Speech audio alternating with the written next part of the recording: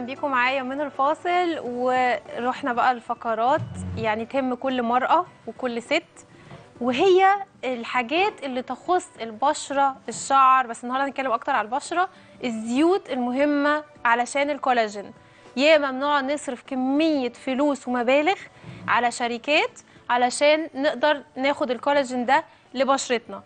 احنا معانا النهارده خبيره الاروما ثيرابي ندى الهمشري. اهلا بيكي. اهلا بيكي يا سالي، مبسوطه اني معاكي النهارده. منوراني يا حبيبتي. الله يخليكي، ميرسي. هتتكلمي في الموضوع المهم قوي ده، وان احنا ازاي نقدر نشتري الحاجات دي او نعملها احنا في البيت، بحيث ان احنا ما نكلفش نفسنا التكلفه الرهيبه دي، غير انها تبقى مغشوشه. انا ما بصدقش ده حقيقي. حاجات كتير جدا. هو للاسف ناس كتير قوي فقدت الثقه في الزيوت، لان هي بتسمع وصفات فبتروح تجيب زيوت، للاسف زيوت مغشوشه فما بتلاقيش نتائج. وللاسف في معلومه مهمه لازم نقولها، ان الزيوت المغشوشه مش بس ما بتجيبش نتائج، احتمال كبير قوي تضر بشرتي. صح. لان هي بتبقى مغشوشه بحاجات معدنيه او زيوت بنسميها معدنيه او بتروليه بتضر البشره جدا. تمام. فعشان كده لازم نتاكد الاول من جوده الزيوت.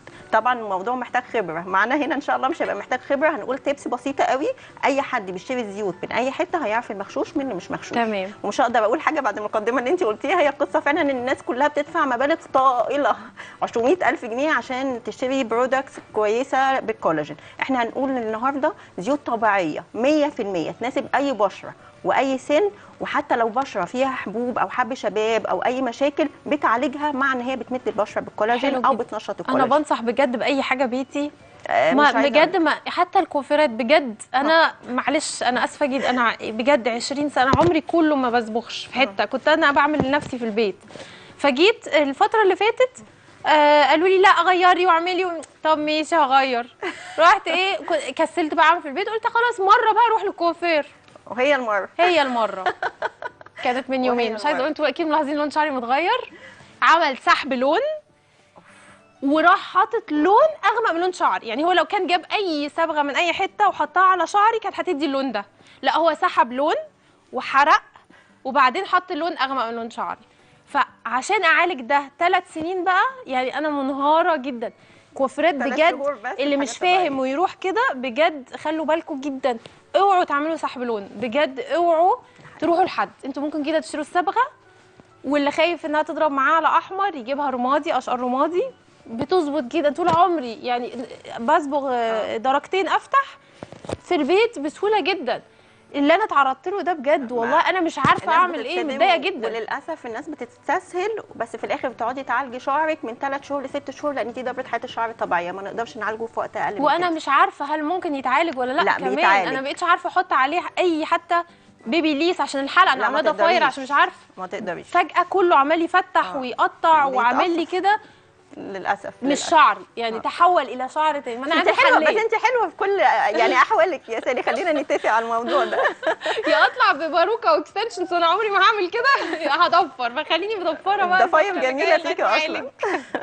الله يخليكي. فاحنا هنتكلم برضو في موضوع الشعر بعدين. اكيد عشان عشان الشعر موضوع كبير قوي، فعشان نديله وقته هنتكلم اول حاجه زيت خشب الصندل. زيت خشب الصندل من الحاجات يعني قويه جدا جدا جدا. اولا بتعالج اي بقع في البشره، حتى اي سبا كبير، فلما بيجي يعمل مساج تجميلي للجسم وفي اي بقع بيستخدموا زيت خشب الصندل. اولا هو في علم الاروما بيعمل هدوء للاعصاب زي اللافندر، فبيهدي جدا المود بتاعك، في نفس الوقت بيمد البشره بكولاجين، بيملى حاجه اسمها التشققات في البشره مع العمر والسن والاهمال اللي اغلبنا طبعا بنهمل بشرتنا، بيحصل تشققات صغننه وفراغ في الجلد نفسه احنا ما بنشوفهاش، ودي مع الوقت اللي بتسبب معانا التجاعيد. زيت الصندل من الحاجات القويه جدا ان هي بتملى الفراغات دي، فبتحمي البشره اصلا من التجاعيد. لو في تجاعيد تعبيريه بالفعل بتعالجه. طبعا احنا لازم نفهم برضو ان احنا مع العمر بينقص معانا ماده الكولاجين دي. بدايه من 35 سنه بيبتدي الكولاجين يكسر بسرعه اكبر بكتير قبل كده. يعني بدايه من 35 سنه لازم، يعني حتى لو انا مش مهتم، لا لازم اهتم ان انا استخدم برودكت فيها كولاجين. او يعني انا ما بحبش برودكت، يعني انا نفسي بستخدم كل حاجات طبيعيه ناتشورال. بس انا جايبه معايا بقى عشان الناس تبقى عارفه زيت خشب الصندل ده شكله، مش عارفه الكاميرا هتقدر تجيبه ولا لا، شفاف. هو شفاف خالص، ويعني نقدر نحط كده نقطه شايفين لزج ازاي؟ لزج جدا. تقدري تشميه يا سالي. هو على فكره بيهدي حتى لو في جيوب انفيه او حاجه. لو مش عرفت اشم، انا من زعلي جالي البرد ده على فكره، مناعتي وقعت. سلام عليكي، الف سلام عليكي. في بقى زيت خشب صندل بيبقى لونه عامل كده، ده مغشوش. تمام، يعني هو لازم يبقى ولو اصفر مغشوش الصح بتاعه يبقى عامل كده ويكون لزج وريحته واضحه صندل. اوكي تمام. ده اول حاجه. تاني حاجه هناخدها زيت الورد. زيت الورد فعلا ريحته قويه جدا. عشان بيور زيوت، وهي بيور مش عايزه اقول لك تاثيرها فظيع. زيت الورد بقى من الحاجات اللي بتجدد وبتنشط وبتعزز انتاج الكولاجين في البشره بشكل مهول، ونتائج وقت في شد البشره. انا بس حابه نوري الاول بس برده، هو بيبقى لونه برده شفاف ما فيهوش اي تعكير. زيت الورد فيه اي تعكير، اي لون زي كده، ده مدي بينك، الناس بتنبسط قوي الله لونه بينك. ولو فتحناه هتلاقي ريحه ده احلى من ده بجد. المغشوش احلى بكتير عشان محطوط له اكيد بيتحط حاجه اسمها اسانس اسانس صناعي، تقدري تشميها. ريحته حلوه قوي.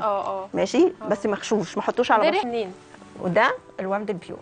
شايفه الريحه مختلفه خالص. الريحه مختلفه. طب نجيب منين بقى الحاجات الطبيعيه؟ منين؟ موجود في اماكن كتير جدا، وبقى موجود اونلاين دلوقتي، فموجود كتير. انا احب بس اجرب حاجه كده. احنا هناخد من ده. اسمك على الانستجرام ايه؟ اسمي على الانستجرام جرين شوب. جرين شوب. انا حابه بس افتح ده. هنجرب كده حاجه بسيطه قوي مع المشاهدين، وحاجه كده لسالي. هو مش بس كولاجين. انا حطيت كده يا دوب، انا كده حطيت 3 نقط دول كتير قوي. في الاروما الزيوت البيور بنستخدمها بالدرب. اوكي، مش اكتر مش دلق. من ندلو. اوكي. ايدي اهي غسلاها طبعا. اوكي. لو انا همسح بعمل كده على بشرتي، على وشي، الاماكن الحساسه، اي مكان غامق في جسمي. بتمسح كمان الميك اب؟ ايه؟ لا مش ده، هنيجي للحاجه بتمسح الميك اب. ده بيجدد الكولاجين وبيعمل تقشير امن لاي نوع بشره. اهو بفضل اعمل كده، بيجدد الكولاجين جدا، وبعديه بتحس البشره اتشدد بشكل فظيع. انا ده بعمل كده وادلك بس بالراحه، يعني عشان في ناس تبقى ايديها تقيله قوي. انا مش عارفه، انا القطنه شايفه لونها عمل ازاي؟ انا لسه غاسله ايدي فوق. لا طلعت لون طبعا. لو انا خدت وقت اكتر، خدت وقتي ماشي. ولو في اصلا مكان غامق، انا عشان بقشر بشرتي على طول، لو الناس اللي ما بتقشرش بشرتها القطنه دي هتبقى سودة سودة سودة سودة. تمام. احنا طب ممكن نطلع فاصل ونرجع نكمل مع بعض؟ شكرا يا حبيبتي. هنطلع فاصل ونرجع نكمل مع بعض ان شاء الله.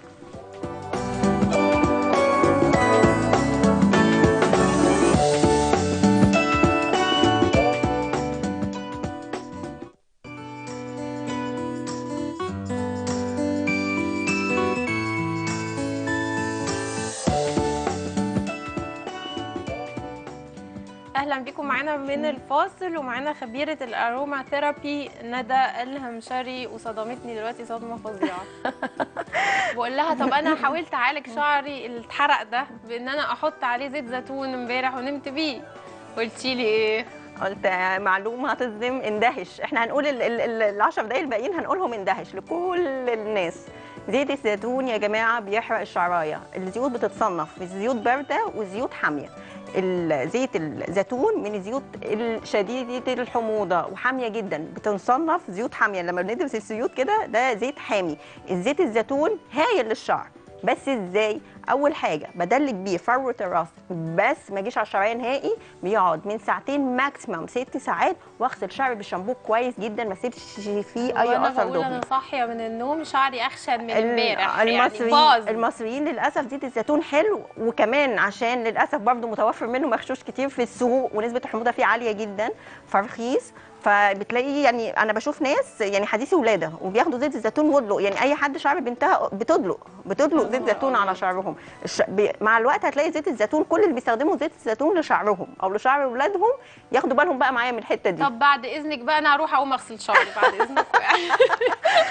انا عايزه انقذ نفسي دلوقتي. هتلاقي الشعرايه مع الوقت لونها بهت، او زي ما بنقول المصريين اجرب شويه. ده معناه ان الشعريه بتتحرق. هتلاقي الشعريه بتتقصف شويه وتقول الشعر بينشف لو ان انا بغذي شعرها بالزيت. ما هو الزيت ما بيتحطش على الشعريه اصلا، الزيت وظيفته بيقوي البصيلات، فبندلك بيه فروه الراس بس. ويتعمل حمام قبل الشاور من ساعتين ماكسيموم 6 ساعات. طب ايه الزيت اللي ممكن احطه على الشعر؟ الزيوت على الشعريه نفسها. الشعريه نفسها المفروض ان احنا ما بنحط زيوت الا الكوكونات الطبيعي اللي زي ده. تمام. ده كوكونات طبيعي اللي هو غذائي اقدر اكله، اللي الناس اكيد يعني انت عارفاه. تمام. فده اللي اقدر احطه على الشعر. عندك زبده الشيا تقدر تتحط على الشعر، حلو. من الحاجات القويه جدا نقدر نعملها حمام برضه بالشعر. طلعتي انت اللي فاهمه يا سمسم والله العظيم. طيب خلينا نكمل بقى موضوع البشره، عشان عارفه ده موضوعك النهارده وانا خدت منه حيز كبير. هنقول تيبس برضه مهمه جدا ومفاجاه لكل الناس. كل الناس بتدور طبعا عايزه امبولات كولاجين خام بيور، وبندفع فيها قد كده. زيت الجوجوبا يا جماعه الباركود بتاعه كولاجين على الجلد بتاعي او على الشعريه بتاعتي. الشعر احنا عارفين طبعا ان الشعر الكولاجين عباره عن بروتين موجود في البشره وموجود في الشعر بتاعنا، وطبعا بنحتاجه. الجوجوبا من عندك كولاجين بيور، البشره بتاخده بتستقبله كل مكوناته ان هي كولاجين. متخيلين؟ بس المهم يكون بقى ايه زي ما قلنا جوجوبا بيور، ده بيور خالص. بيبقى له امتى بقى؟ ده ممكن بقى نحطه دهان، ممكن نعمله ماسك ليلي للبشره، ممكن اعمله ماسك نحطه مثلا هنحط الجوجوبا، نحط معلقه جوجوبا لان الجوجوبا حاجه اسمها زيوت حامله، فاقدر احط منه براحتي. اقدر احط معلقه جوجوبا على نقطتين بالعدد زيت خشب صندل. تمام. او اقدر احط معلقه جوجوبا مع معلقه كوكونات. تمام. واقدر اعمله ماسك لبشرتي. لا اما اسيبه تلت ساعه واغسل البشره. الناس اللي بشرتها دهنيه او مختلطه او بيطلع لها حبوب ما اعملش ماسك ليلي زيوت خالص. خالص. الماسك يتعمل تلت ساعه بدقيقه واخش اغسل وشي بصابون طبيعي او بغسول طبي. بس كده. ده الجوجوبا اهو، لازم يكون انا احطه في النور كده شفاف، ما فيهوش اي تعكير، ما فيهوش اي حاجه خالص. اي لون غامق او افتح، لا اما بيبقى يعني ده مش مغشوش، ده معصور على سمسم. تمام. يعني بيبقى مخلوط بحاجه تانية. تمام. في بقى افتح وفي الغامق سيء جدا، الافتح سيء جدا. ده اللون المظبوط بتاعه، قوامه خفيف جدا. يعني انا احب اجرب كده، يعني هنحط كده. وعشان تختبريه بقى، اي واحده عايزه تشتري جوجوبا بعيد عن الالوان واختبارات الالوان اللي انا قلتها دي، تعمل كده 30 ثانيه ماكسيموم، ما يبقالوش اي اثر دهني على البشره. البشره بتشربه بشكل كامل، احس ان بشرتي جلدي مشدود انما مش مدهن. ده مهم جدا. هنقول حاجه كمان تبس مهمه جدا، كلنا بندور على فيتامين اي. بينفع مش وحش، بس انا عندي اصلا ربنا حبيني من الطبيعه بحاجه رهيبه جدا اللي هو الكوكونات. الكوكونات فيه نسبه فيتامين اي رهيبه. ولو ناخد بالنا بشره الاسيويين رهيبه، كلنا نحلم بشرتنا تبقى شبه الاسيويين. بتبقى نادره جدا والتجاعيد عندهم قليله، يعني تلاقي عندهم حد كبير في السن بس نسبه التجاعيد عندهم قليله. اولا عشان هم نباتيين اكتر مننا، اكيد الحته دي بتاعتك انت، وبياكلوا الرز والكلام ده. وكمان الكوكونات جوز الهند اساسي عندهم. طيب الجوز الهند بيتباع في السوبر ماركت، هو ده فعلا اللي نشتريه اللي هو احنا هنقول خلاص وتشتريه بقى من اي حته؟ ماشي. هو بيبقى شكله عامل كده، انا مش عارفه افتح العبوه، جامد جدا في الشتاء بالشكل ده. في الصيف بيبقى لونه كده. في الصيف لو في الحر بيبقى لونه كده، في الشتاء بيبقى عامل كده، اطلعه هيطلع بالمعلقه، بيبقى جامد جدا. صح. تمام كده. ده يبقى كده صح، ده كده صح، ده كده مغشوش. وده بيتباع عند العطارين كتير جدا جدا جدا جدا. ريحته بقى يعني يا سلام بقى، صناعي جدا يعني. ماشي. بس الناس بتفرح بالريحه جدا. ده حاجه اسمها جوز هند تجميلي، عشان نبقى شرحنا جوز الكوكونات كده بسرعه لكل الناس. للاسف لازم فعلا نختم دلوقتي. هنحطه على قطنه. افضل حاجه مزيل ميك اب. تمام. ماشي. ورخيص جدا وريحته حلوه جدا وملمسه جميل جدا. ماشي. بس ده طبعا غير صالح للاكل، ده تجميلي، اقدر استخدمه بدل مزيلات الميك اب اللي بقد كده. يعني دي ب 10 جنيه. تمام. وهتقعد معاها 6 شهور. حلو قوي. هتقعد كتير جدا لان هي انا بشتري مزيل ميك اب كده شفاف بغطا لونه من غير وش يعني. احنا ما قلناش حاجه. لا بس والله حلو جدا. بس غالي يعني، يعتبر برضو غالي عندها. احنا بنتكلم عن حاجات. انا كمان لما بشيل الميك اب ده، اولا بيشيله وبينظف بشرتي جدا وفي نفس الوقت بيغذيها. ماشي. ونقول حاجه مهمه، بعد ما بشيل مزيل الميك اب لازم اغسل وشي، عشان في ناس بالنسبه لها موضوع غسيل الوش ده لا، في ناس بتفتكر ان مزيل الميك اب او الميك اب ريموفر. انا كنت فاهمه كده على فكره. الافضل ان انا اغسل وشي، الافضل عشان ما اسيبش اي بقى، اصل الميك اب بيبقى فيه على طول الوان. أيوة. فالالوان دي حاجه صغننه في حاجه صغننه بتتراكم، هي اللي بتعمل البقع، وهي اللي بتعمل المسام الواسعه، وهي اللي بتعمل المشاكل دي كلها. طب المخرج خلاص. اوكي. انا بشكرك جدا جدا، أنا نورتيني النهارده، وبشكرك على الهديه اللي اديتهاني، اللي انا هجرب. انت اديتيني حاجات للبشره صح؟ هجربها، وهبعت لك حاجات للشعر عشان المشكله بتاعت الشعر دي.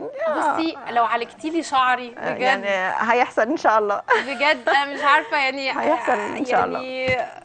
هعمل ايه؟ لا يعني بيبقى في حالات اسوء من كده وبتتعالج كلها باذن الله. ده انا بقالي 3 ايام ما بحلمش غير بشعري وكوابيس. لا والله ربنا حبانا من الطبيعه بحاجات فائقه الجمال بصراحه. خلاص ان شاء الله يا حبيبتي. شكرا على الحلقه، يا رب الحلقه تكون عجبتكم. اشوفكم ان شاء الله على خير باذن الله في حلقات جديده وضيوف جديده وافكار جديده. يلا باي باي.